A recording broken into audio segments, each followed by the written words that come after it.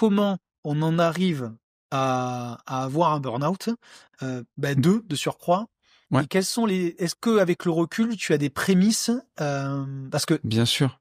peut-être tu devrais aussi dire ton activité qui est quand même une activité à stress quand même. Parce que moi je la connais, voilà, parce Ouais. que j'ai fait du bâtiment. Mais ceux qui la connaissent pas, ils se disent, oh, bah attends, et il prend une pelle, il creuse, ça va, je veux dire. Mais Ouais, qu'est-ce qui t'a amené à tout ça? Voilà. Alors, pour te répondre, l'activité d'entrepreneur de travaux publics, donc c'était une toute petite société, 35 salariés, ça peut paraître énorme, mais pour ce métier-là, Petite PME. Ah, voilà, d'accord. c'est exactement, c'est une PME de province, comme il y en a des centaines en France. Mais voilà, dans ce genre de PME, tu as la casquette où tu fais tout, si tu veux. C'est une société qu'on avait rachetée, donc on a fait ce qu'on appelle un LBO. Tu empruntes de l'argent pour acheter la boîte et tu as 7 ans pour la rembourser. Donc, j'avais des gros remboursements. Déjà, on remboursait 38 000 euros par mois, tu vois. Donc, on a acheté ça 2,4 millions. Donc, C'est ça colossal. te met une belle petite pression. Et pour faire des économies, tu te payes un petit peu moins. Tu évites d'avoir un conducteur de travaux de plus. Donc, je faisais à la fois conducteur de travaux, deviseur, responsable du personnel, chef d'entreprise, tout ce que tu veux, quoi. Donc, tu es le premier arrivé à 6 heures du matin, tu es le dernier parti à 18h30 ou 19h. Et tu fais les relances clients. En fait, tu fais vraiment absolument tout. Alors, l'avantage, c'est que tu connais ta boîte sur le bout des doigts. J'ai appris à compter chaque centime, j'ai appris la gestion humaine, j'ai appris la gestion des plannings sur une journée, sur une semaine, sur un mois, sur un an. Ça m'a appris énormément et ça a fait aussi de moi l'homme que je suis. Après, pour en revenir au burn-out, si tu veux, ce que je fais aujourd'hui en PNL, la PNL, ça part d'un postulat, c'est que tes émotions, ce que tu ressens, ça dépend pas de la situation elle-même, mais ça dépend de la perception que tu as de cette situation. Et si tu veux, moi, à l'époque, je me disais, on a un crédit de 2,4 millions, j'ai emprunté en famille, ma tante était directrice du personnel, elle était avec moi un petit peu de temps en temps, mais tout le monde aussi compte sur moi, j'ai emmené tout le monde avec moi, ils ont tous un gros crédit sur la tronche, et j'ai pas le choix en fait, faut que j'avance, faut que ça fonctionne, et quand t'as la tête dans le guidon, quand t'as aucun moment pour penser à autre chose dans ta journée que la prochaine équipe, le camion il doit aller là, quel chantier on va faire, on n'a plus de boulot, faut que j'appelle les clients, faut que je relance, t'as aucun moment où tu peux prendre du recul, un peu de hauteur. Et j'arrivais pas à m'offrir ces perceptions-là, tu vois, d'autres perceptions de me dire, attends, t'es chef d'entreprise, tu peux prendre un conducteur de travaux. Ok, tu te payeras moins, mais tu prendras plus de recul, tu pourras faire plus de déjeuners clients, mieux négocier tes devis, peut-être avoir des trucs un peu mieux payés et améliorer certaines choses. Tout ça, j'étais pas en mesure de me l'offrir à l'époque. Et puis, j'avais pas 43 ans, j'en avais 25, 26. Donc, tu subis un petit peu, tu prends sur toi. Et moi, je suis quelqu'un d'assez loyal, tu vois. Quand j'ai pris un engagement envers mes associés, je vais mourir, tu vois, sur le champ de bataille, mais un soldat. Je ne vais pas battre en retraite. Et donc, c'est ce qui s'est passé. Et la première fois, ça a été en 2012. Après, on a acheté en 2007. Donc, oui, ça fait 5 ans. Après 5 ans où, en fait, je me suis effondré un samedi à la maison, hein, tout simplement. Et j'avais pas l'impression, je le sentais pas, mais un samedi où tu t'effondres, tu te mets à pleurer.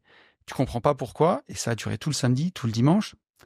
Le lundi, je suis quand même allé voir mon docteur où il m'a dit, en fait, vous faites du surmenage à l'époque. Il m'avait dit, faut prendre un peu de temps pour vous. Et j'avais commencé à prendre mes mercredis après-midi pour rentrer à la maison, faire un tampon. Je l'ai passé avec mes enfants.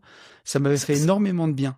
Juste sans rentrer dans le détail, une vie personnelle, là tu mets le curseur où tu veux, t'étais accompagné, enfant, tu dis que t'as des enfants. Ouais, j'avais 2, 3, 4, mon ex-compagne et 2 enfants qui sont nés en 2008 et 2010. Okay. Et je me suis séparé, tu vois, en 2015 de la mère de mes enfants. J'y ai laissé beaucoup de choses. Après, entre les tenants, les aboutissants, c'est sûr que quand tu travailles beaucoup, t'es pas non plus chez toi. Donc, il y a un prix pour tout ça. Et c'est aussi ce qui a fait que, premier burn-out, j'ai essayé de reconstruire un petit peu le bonhomme, tu vois, prendre du temps pour moi les mercredis après-midi, pour mes enfants. Et en fait, le second, je l'ai fait mais j'ai pas changé fondamentalement de choses dans ma vie. Et en fait, c'est au second burn-out en 2016 où là, j'ai eu pour la première fois de ma vie des soucis de santé. J'ai eu des hernies cervicales. Et à force de conduire, je roulais beaucoup. Quand tu as des chantiers, tu sillonnes toute la région Rhône-Alpes où je travaillais. Et d'être tout le temps un peu voûté, j'ai déclenché ces hernies-là. Et c'est la première fois de ma vie que j'avais un vrai souci de santé où je suis passé à 2 doigts de l'opération. J'ai un kiné à Lyon qui m'a sauvé la life. Mais je me suis vraiment dit, je me rêvais, tu vois, j'ai toujours eu ça au fond de moi, cette petite conviction qu'un jour, j'aurais de l'argent, que je serais riche, que je pourrais voyager, que j'aurais de la liberté. Je savais pas comment l'atteindre et pour moi, ça, c'était la voie, tu vois, parce que je gagnais quand même bien ma vie. Je me disais, la boîte, je pourrais la revendre, j'aurais une part à moi, je l'investirais. Je voyais un peu ça. Mais là, j'ai fait un constat et je me suis dit, mais en fait, ça fait 9 ans que tu fais ça. Là, déjà, tu étais au bout du rouleau, tu retombes au bout du rouleau, tu tombes de fatigue, plus tu as des soucis de santé. En fait, le plan que tu as prévu, il marche pas, quoi. C'est pas celui-ci qui m'emmènera là où je veux aller. Et ton Donc, je me suis entourage dit, te mettait pas des alertes suite au premier?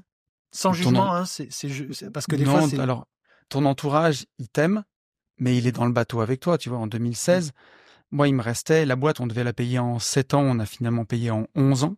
J'ai dû renégocier le crédit parce que suite à la crise des subprimes, les prix de la construction ont vraiment été impactés en France et tous mes Ouais. devis ont beaucoup baissé. Donc, j'avais plus la capacité de rembourser. Et à l'époque où j'ai fait le deuxième burn-out, je sais pas, il me restait peut-être 400 000 euros à rembourser, quelque chose comme ça. Peut-être un peu moins, 300 000. Mais voilà, il fallait quand même y aller, tu vois. Et quand t'as tes associés, ils ont de la peine pour toi, mais quelque part, à part hausser les épaules, ils savent pas quoi te dire, quoi. Tu vois, Mm. Mm. c'est facile pour personne, ces moments-là. Tu vois, je jette la pierre à personne, moi. C'est facile pour personne. Et c'est toujours ce que je dis, tu sais, quand tu fais un choix dans la vie, faut toujours être conscient du coût pour en sortir, du prix que tu vas payer. Et moi, c'est vrai que quand j'ai acheté cette boîte, en 2007, j'étais jeune et j'avais beaucoup de candeur, je pense. J'avais pas compris vraiment ce dans quoi je m'engageais et que le coût pour en sortir serait extrêmement long et pas coûteux seulement en argent, mais coûteux en temps, en énergie, tu vois.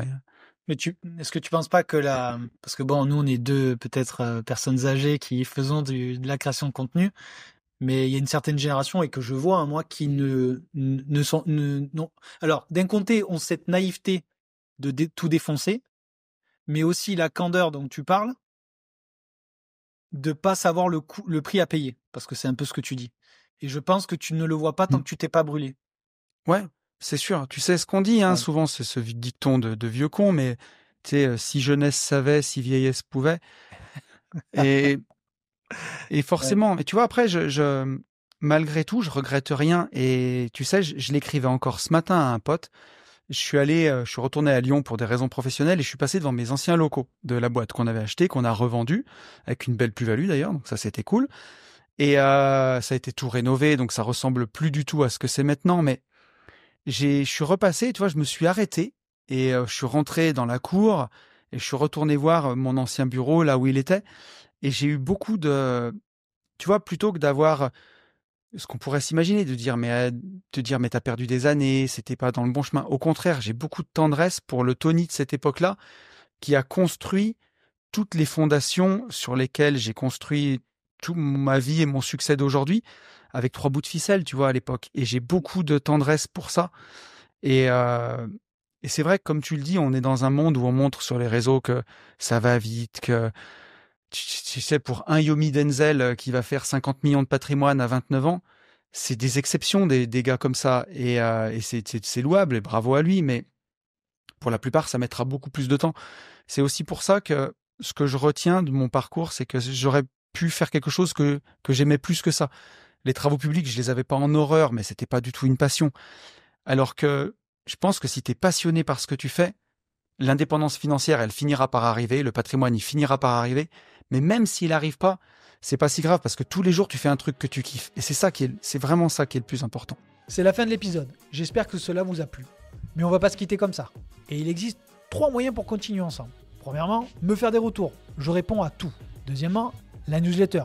On parle d'actualité sur l'immobilier, les différentes stratégies immobilières, mais on partage aussi nos dernières opportunités ou tout simplement découvrir l'avancée de notre aventure chez Green Living. Ou sinon, la troisième, c'est de pouvoir bosser, travailler avec nous.